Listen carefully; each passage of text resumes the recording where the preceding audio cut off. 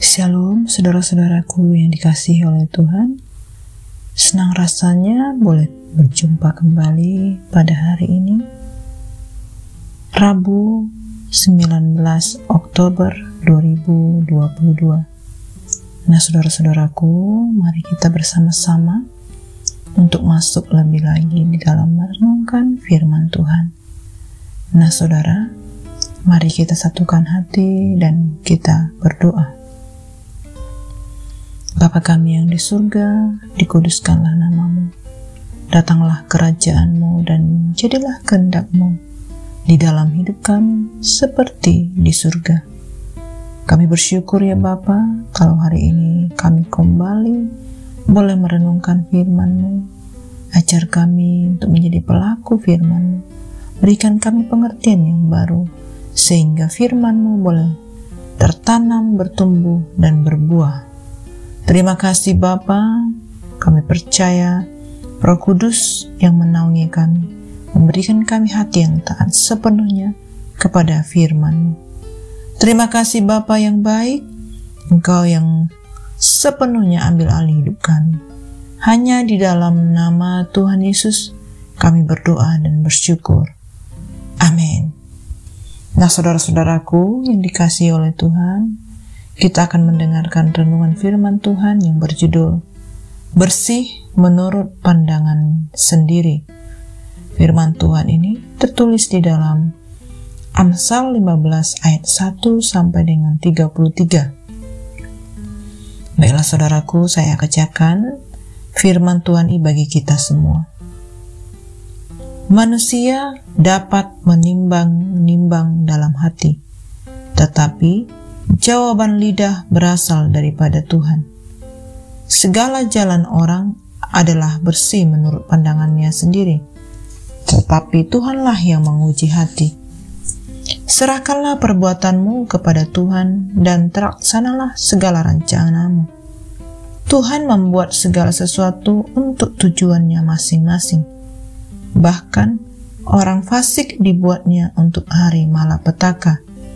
Tetapi orang yang tinggi hati adalah kekejian bagi Tuhan. Sungguh, ia tidak akan luput dari hukuman.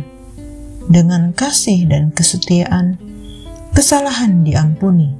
Karena takut akan Tuhan, orang menjauhi kejahatan. Jikalau Tuhan berkenan kepada jalan seseorang, maka musuh orang itu pun didamaikannya dengan dia. Lebih baik penghasilan sedikit disertai kebenaran daripada penghasilan banyak tanpa keadilan. Hati manusia memikir-mikirkan jalannya, tetapi Tuhanlah yang menentukan arah langkahnya. Keputusan dari Allah ada di bibir raja. Kalau ia mengadili mulutnya tidak berbuat salah. Timbangan dan neraca yang betul adalah kepunyaan Tuhan. Segala batu timbangan di dalam pundi-pundi adalah buatannya. Melakukan kefasikan adalah kekejian bagi raja, karena tahta menjadi kokoh oleh kebenaran. Bibir yang benar dikenan raja, dan upah yang berbicara jujur dikasihinya. Kegeraman raja adalah bentara maut, tetapi orang bijak memadamkannya. Wajah raja yang bercahaya memberi hidup, dan kebaikannya seperti awan hujan musim semi. Memperoleh hikmat sungguh jauh melebihi memperoleh emas, dan mendapat pengertian jauh lebih berharga daripada mendapat perak. Menjauhi kejahatan itulah jalan yang jujur. Siapa menjaga nyawanya, melihara nyawanya. Kecongkakan mendahului kemanjuran, dan tinggi hati mendahului kejatuhan. Lebih baik merendahkan diri dengan orang yang rendah hati daripada membagi rampasan dengan orang congkak.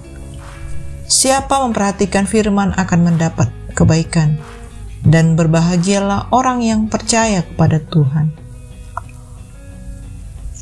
Orang yang bijak hati disebut berpengertian dan berbicara manis, lebih dapat meyakinkan. Akal budi adalah sumber kehidupan bagi yang mempunyainya, tetapi siksaan bagi orang bodoh ialah kebodohannya. Hati orang bijak menjadikan mulutnya berakal budi, dan menjadikan bibirnya lebih dapat meyakinkan. Perkataan yang menyenangkan adalah seperti sarang madu, manis bagi hati dan obat bagi tulang-tulang.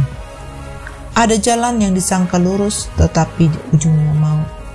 Rasa lapar bekerja untuk seorang pekerja, karena mulutnya memaksa dia. Orang yang tidak berguna menggali lubang kejahatan, dan pada bibirnya seolah-olah ada api yang menghanguskan. Orang yang curang menimbulkan pertengkaran, dan seorang penfitnah menceraikan sahabat yang karib. Orang yang menggunakan kekerasan menyesatkan sesamanya, dan membawa dia ke jalan yang tidak baik. Siapa yang memejamkan matanya, merencanakan tipu muslihat. Siapa mengatupkan bibirnya, sudah melakukan kejahatan. Rambut putih adalah mahkota yang indah, yang didapat pada jalan kebenaran. Orang yang sabar melebihi seorang pahlawan. Orang yang sabar menguasai dirinya, melebihi orang yang merebut kota.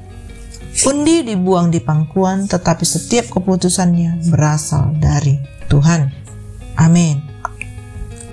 Saudara, benarlah apa yang tertulis dalam firman Tuhan.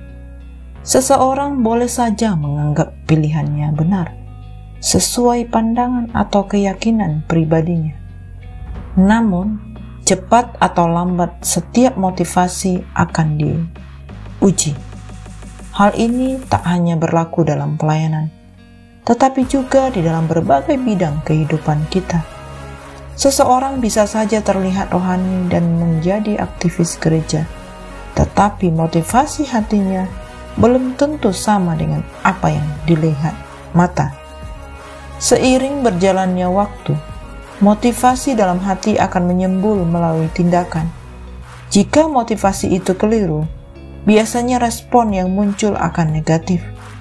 Namun, jika motivasinya benar, maka dampak yang dihasilkan benar dapat semakin kuat sekaligus menjadi berkat. Saudaraku, kita semua cenderung berat sebelah di dalam menilai diri sendiri. Segala jalan orang, segala rancangannya, segala tindakannya bersih menurut pandangannya, dan ia tidak melihat apapun yang salah di dalamnya. Bahkan, ia tidak melihat ada sesuatu yang menghukum dirinya. Ia menilai segala rancangannya pasti berjalan baik. Oleh sebab itu, saudara-saudara, kita yakin akan keberhasilan kita, sebab kita yakin akan apa yang Tuhan limpahkan bagi kita. Dan jawaban lidah kita akan sesuai dengan harapan-harapan hati kita. Akan tetapi sebenarnya ada begitu banyak hambatan yang menghadang jalan-jalan kita, yang tidak sendiri atau yang tidak begitu dianggap buruk seperti seharusnya. Saudara, seringkali juga kita seperti itu dalam merancang dan merencanakan ataupun menghadapi kehidupan. Kita selalu menghadapi kehidupan dengan keinginan doa kemauan kita, seperti anak kecil tadi, tanpa tahu akibat yang salah menimpanya. Nats firman Tuhan pada hari ini mengatakan, hati manusia memikirkan jalannya, tetapi Tuhanlah yang menentukan arah langkahnya. Apakah Allah mengekang pemikiran manusia? Sama sekali tidak. Sebab Allah mendasari segala perbuatannya berdasarkan kasih Allah dan kesetiaan. Kasih kita bisa melihat dari perbuatan Allah terhadap orang yang bersalah, yaitu diampuni. Dan langkah orang yang diarahkan kepada kesesatan adalah jika Allah adalah tolak ukur bagi mereka agar segala sesuatu menjadi kudus Dan inilah yang disebabkan di dalam hidup kita, bahwa terdapat kebenaran, kebaikan, dan kekudusan.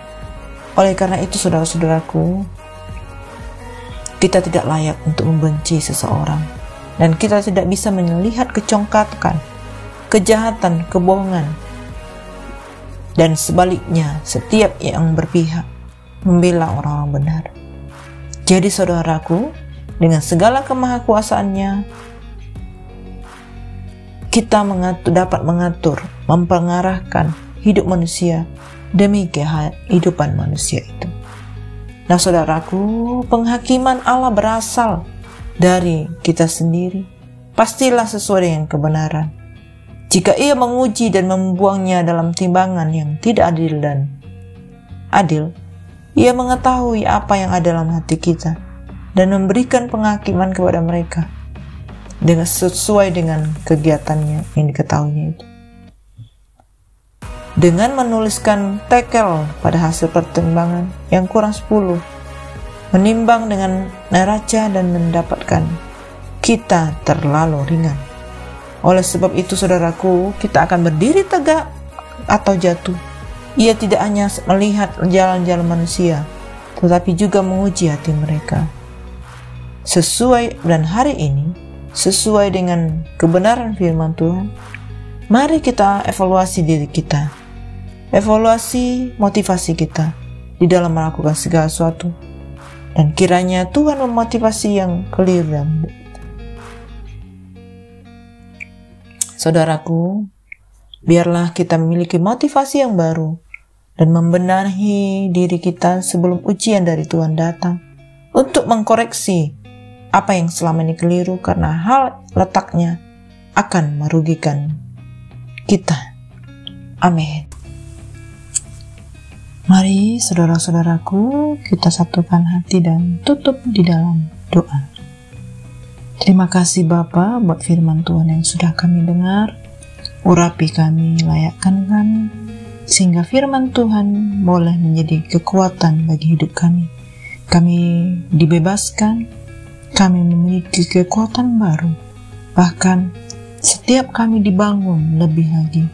Kami memiliki pengertian yang benar, sehingga kami masuk dalam kerajaan bersama-sama. Terima kasih Bapa, terpujilah nama-Mu di dalam hidup kami. Kami boleh persembahkan lebih lagi, sehingga melalui firman Tuhan ini, kami menjadi berkat bagi banyak orang. Terima kasih Bapa. Ini doa syukur kami hanya di dalam nama Tuhan Yesus, kami menjadi pelaku firman-Mu. Amin. Semangat di dalam berkarya saudaraku. Tuhan Yesus memberkati.